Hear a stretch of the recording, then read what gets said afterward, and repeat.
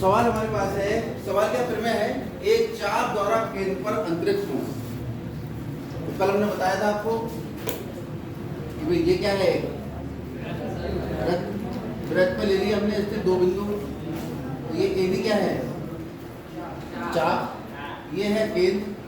चाप के अंत बिंदुओं को अगर हम केंद्र से मिला दें तो केंद्र पर जो कोण बनता है उसे कहते हैं चाप द्वारा केंद्र पर अंतरिक्ष कोण। यहाँ तक बात समझ में आ गई।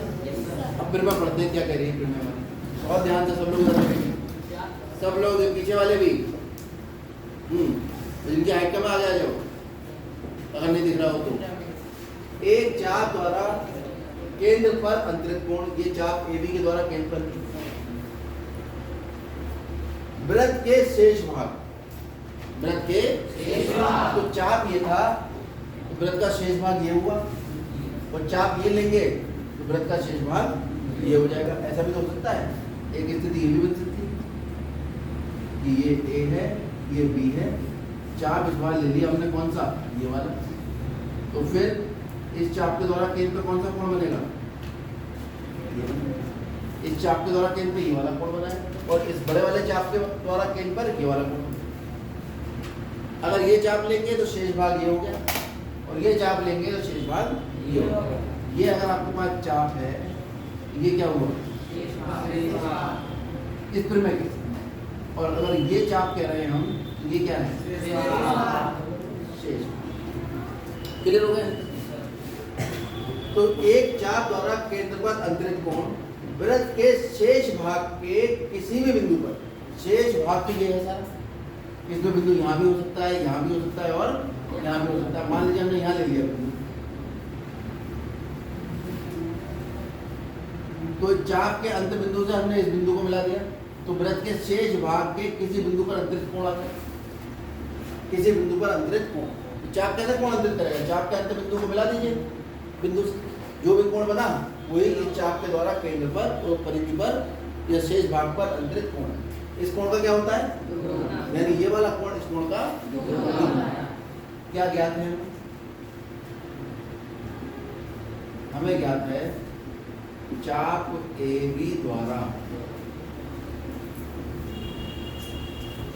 केंद्र पर अंतरिक्ष कोण क्या है,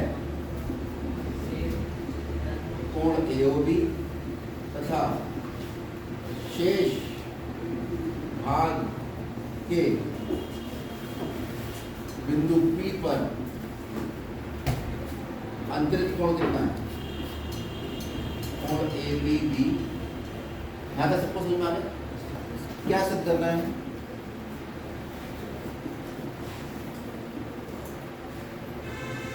हमें सिद्ध करना है कि कोण ए ओ बी जो है वो दुगुना है कोण ए बी, यानी ये वाला कोण जो है इस कोण का दुगुना। इसे केंद्रीय कोण कहते हैं, सेंट्रल एंगल, ठीक। इसे परिधि पे बना कोण कहते हैं। तो इस फिल्म को इस तरह से भी कहते हैं कि केंद्र पे बना कोण परिधि पे बने कोण का दुगुना, किसी चाप द्वारा केंद्र पे बना कोण परिधि पे बने कोण का दुगुना। इसको सिद्ध करने के लिए करनी पड़ेगी हमें रचना। रचना है P को O से मिलाकर E तक बढ़ाया, और आपको मालूम है जो रचना करते हैं हम कौन सी लाइन से करते हैं, डॉटेड। ये रचना हो रही है कि P को हम मिला रहे हैं किससे, O से, और इसको आगे। क्लियर हो गई बात। ये बिल्कुल सीधी रेखा है, ये थोड़ा हाथ से हमारा हिल गया, सीधी रेखा है। यहाँ तक कोई दिक्कत, सब समझ में आ रहा है। अब दो फिर मैं आपको याद रखूँ कि किसी त्रिभुज की किसी एक भुजा को बढ़ाने पर जो बहिष्कोण बनता है, इस सामने वाले दोनों कोणों का योग होता है। अगर ये एक्स वाई है तो ये बहिष्कोण कितना होगा, कोई दिक्कत यहाँ तक। दूसरी बात, अगर किसी त्रिभुज की दो भुजाएं बराबर हैं तो उसके आमने सामने भुजाओं के सम्मुख कोण भी आपस में बराबर। ये दो बातें अगर आपको पता है, आपको ये पूरी प्रमेय समझ में आ जाएगी। एक तीसरी बात और, एक ही वृत्त की सभी त्रिज्याएं आपस में बराबर। ये तो सभी जानते हो नहीं। उत्पत्ति देखिए, त्रिभुज OPB में साफ साफ पता है हमें कि OP किसके बराबर है, क्यों? क्योंकि वृत्ति क्या है ये, लेकिन ये इस त्रिभुज के अंदर दो भुजाएं भी तो हैं, इसका मतलब इनके आमने सामने के कोण, यानी ये वाला कोण किस कोण के बराबर होगा, इस कोण। इसको अगर मैं x कहूँ तो ये कोण कितना हो जाएगा, तो यहाँ से हमें पता लगेगा, अतः हमें पता लगा कि कोण OPB बराबर है कोण OBE। ठीक, इसको मान लिया, क्यों? बराबर भुजाओं के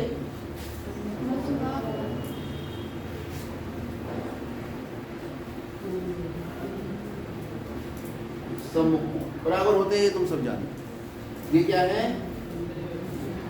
एक ही वृत्ति, थोड़ी इशारों में बातें करेंगे वरना बहुत लंबी बातें हो जाएगी, समझ में आ रही है बात?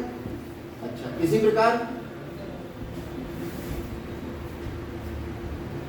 प्रकार हम देखें त्रिभुज OPA में, यहाँ पर भी तो OP किसके बराबर है,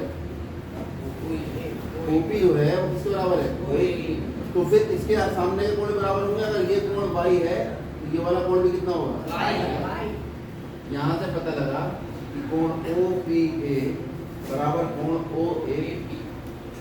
इसको हमने क्या कह दिया, y, क्या मान लिया इसे y, और इसे क्या मान लिया हमने, इसे x। कोई दिक्कत तो नहीं, चित्र में दिखा दिया तो यहाँ भी दिखा दिया कि दोनों बराबर थे, हमने इसे x मान लिया, इन दोनों बराबर थे, दोनों क्या मान लिया, y। अब आप ये बताओ त्रिभुज OBP में कोण, ये कहाँ से बढ़ाया था हमने, ई तक, कोण EOB कैसा कोण है, बहिष्कोण है या नहीं?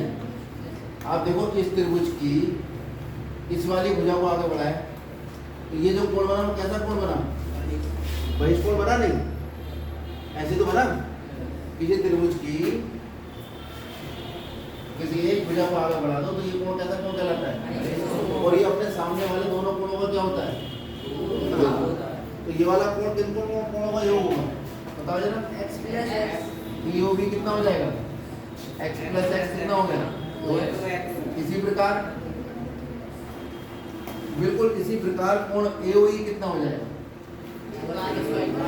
y प्लस y कितना हो गया। अब आप बताओ पूरा कोण AOB किसका कितना है, वो है कोण AOE प्लस कोण EOB। पूरा जो कोण AOB है जो चाप द्वारा केंद्र बना कोण है, ये तो दो कोणों से मिलकर बनता है, इससे और इससे।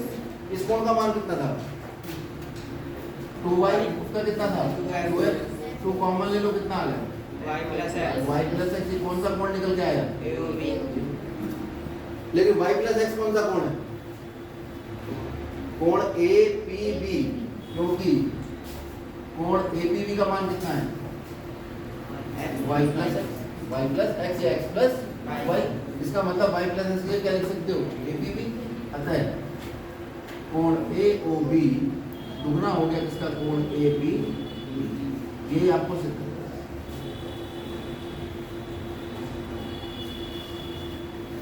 यही बात आपको सिद्ध करनी है।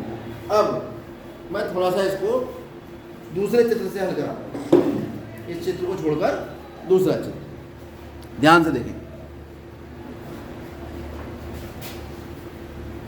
एक स्थिति ये भी तो हो सकती है कि हम जो वृत्त का चाप ले रहे हैं वो चाप हम अर्धवृत्त ले लें और केंद्र यहाँ स्थित हो।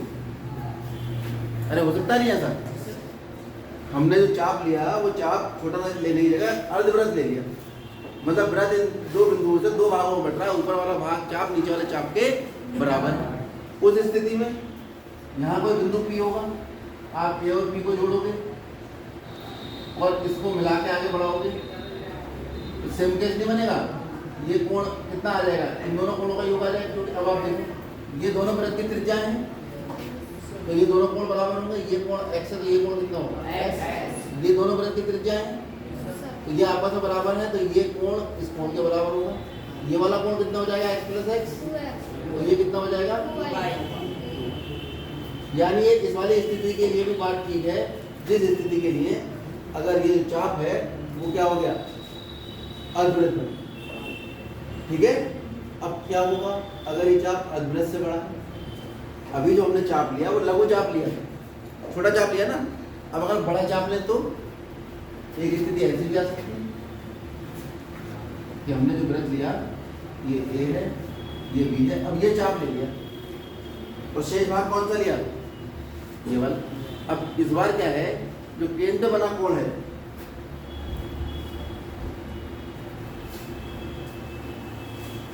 वो केंद्र में जो कोण बन रहा है वो इस चाप से ये बन रहा है और ये शेष भाग। तो शेष भाग के किसी बिंदु पर अगर आप कोई बिंदु ले रहे हो शेष भाग तो इस चाप से जो कोण बनेगा वो तो ये बनेगा जिसको मिलाओगे ये वाला कोण तो बना। इस बार चाप कौन सा है? ये है चाप और ये कौन है? शेष भाग। यानी शेष भाग छोटा हो गया और चाप बड़ा हो गया। पहले क्या लिया हमने? चाप छोटा था, शेष भाग बड़ा था। अब चाप और शेष भाग दोनों बराबर हो गए, तब भी जो हमारी परिमिति थी वो बिल्कुल ठीक थी। अब हम क्या करने जा रहे हैं? अब हम देखना चाहते हैं कि अगर चाप बड़ा हो जाए और शेष भाग छोटा हो जाए तब भी क्या ऐसे ही होगा कि केंद्र में बना कोण परिधि में बने कोण का दुगना है, तब भी ऐसे ही होगा क्या? तो हम ऐसा करते हैं, पी को ओ से मिला के कर सकते तो सेम रहेंगे। और इसको कहाँ तक बढ़ा दिया हमने? ये आपका ओ रहा। अब इसमें आप देख लो ये वाली भुजा किसके बराबर है? इसके। तो ये कोण x है तो ये कोण कितना होगा? x।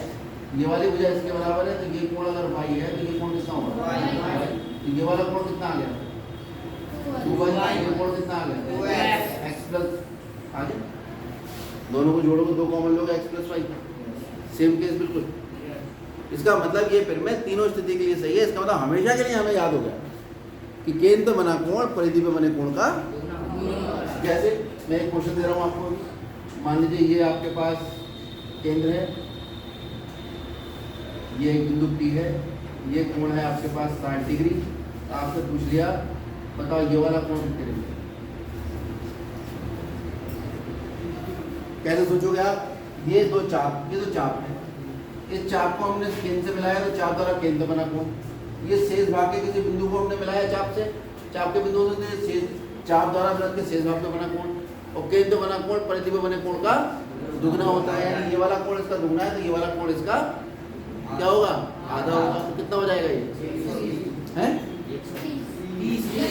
कितना हो जाएगा? ठीक है, उतारना पड़ेगा। फिर सवाल करा।